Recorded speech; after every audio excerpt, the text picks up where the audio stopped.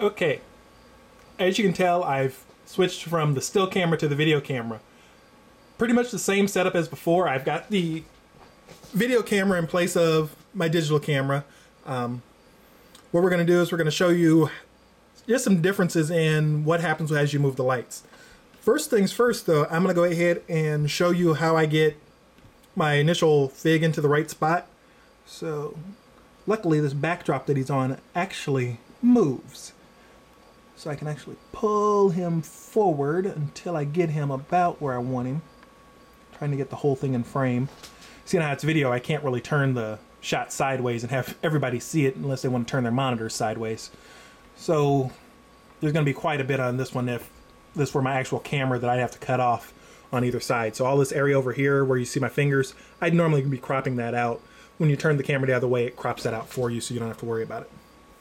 But we've got our figure up there now. You can see that he's kind of dark underneath.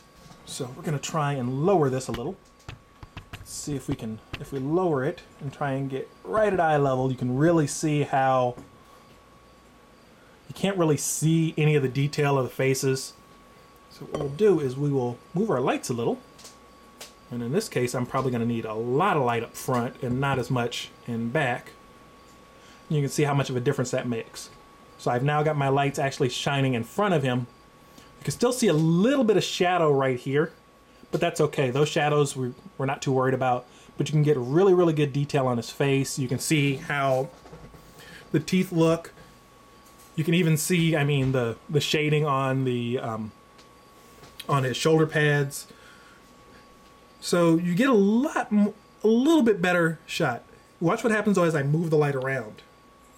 Notice how the shadows shift as I start to move the light.